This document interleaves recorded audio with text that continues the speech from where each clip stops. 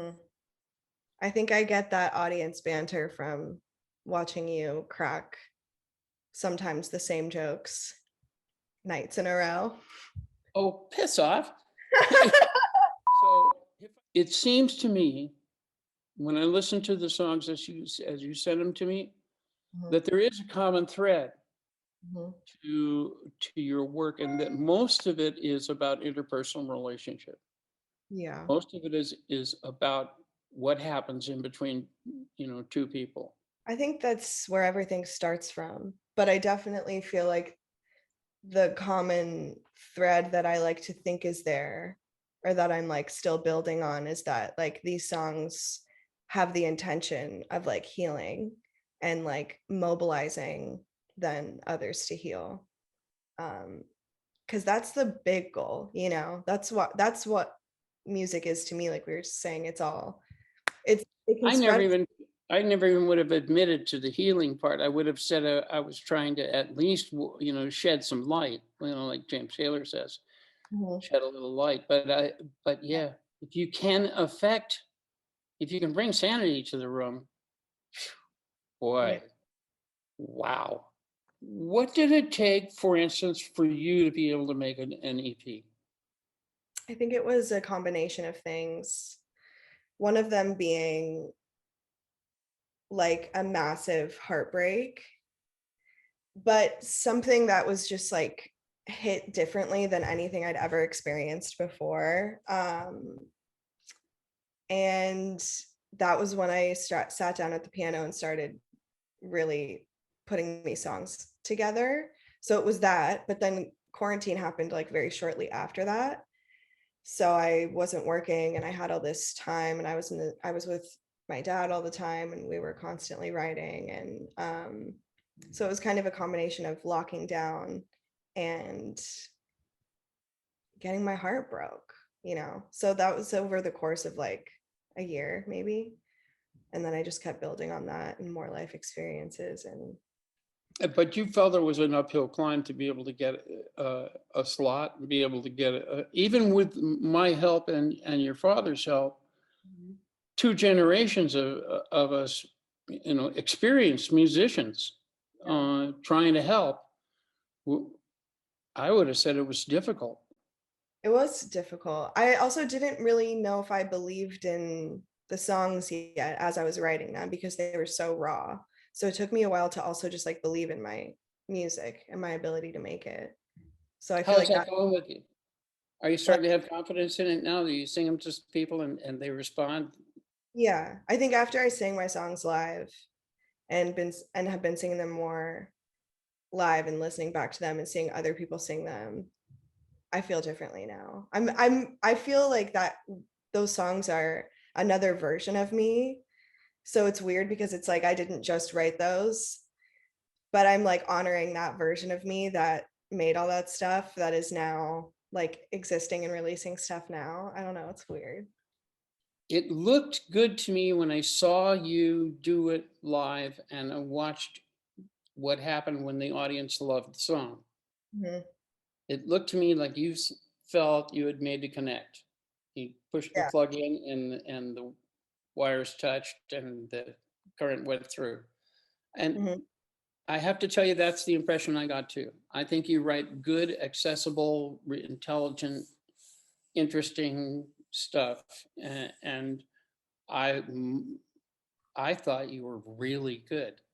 I think every time I've seen you sing live, you have a really good way with the audience. You're open to them, and you're talking to them, and you're not afraid of them. You're trying to communicate with them. I think you're natural at this, and I think you're going to be a success at it. But I really wish it were easier. Mhm. I think I get that audience banter from watching you crack sometimes the same jokes nights in a row. Oh, piss off! If I repeat it, it's because it's funny. Oh, I know. They were great jokes. You had amazing banter. But I was like, I don't, and then but when I started going to concerts as I got older, like I really appreciated the artists who, would just like have a crack and just be a little silly and kind of like, you know, I break the think ice. it's naturally a good thing, man. I try to keep it as loose as I possibly can, Yeah. and No, it's and fun that be way. It's fun I for well, because I want to invite you along on a trip. I want to say, come on along with me here, and let's go for a little walk over here by the lake, and let me tell you a story. everyone. That's my thing. Yeah. That's what I want to do in the world. It's the most wonderful thing I know how to do on this planet. I want to do it really a lot. I love it. I Okay. know. uh, so truthfully, I think that's the hardest part about what I've gone through with my life right now is missing that connection with the audience, the fun of it, man. It's so in the moment, and it's so delicious when it's good. Yeah. You know, Yeah. it's different every time, but Yeah. the greatest gig in the world when you get it right. So now that you're not, you know, touring, how do you want to keep music, you know, alive in your life? And are you going to be releasing new music? I feel like the answer to this is always going to be the same. Yes, it is. It's the same answer. Uh, I'm blessed with people that I write with, notably your dad. Mhm. James Raymond is, he's been an experience for me, Grace. I got to tell you, this last record on For Free, Mhm. he wrote the best song. You Yeah. know it, and I know it. Yeah. And do you know what kind of gift that is? Mhm. And Yeah. then to have you come along, I feel like I'm blessed. I feel Mhm. like I've been given an enormous gift. Uh, Yeah.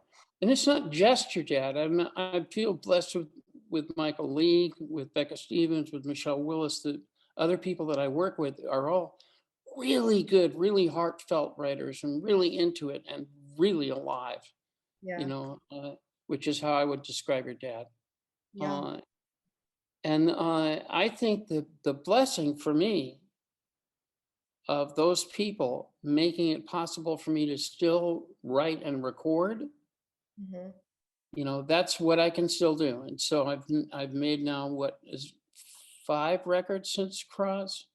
Let's Yeah. see, Oh my God. Cross, Lighthouse, Here If You Listen, For Free, right? Yep. Here Yeah. if you Okay. Well, I got one more in the can, which you know about and they don't know about. You've heard it, and nobody, none of the other people in the world have heard it. But we have another one in the can yeah. still, and and your dad and I are working on 5 tunes. Yeah. Yeah. Hee-haw! Yippee! So, with one touch, I knew the world was right on the other side of midnight. Trying to break us apart, boy, or maybe go back to the start, boy, way back to the beginning when we knew that we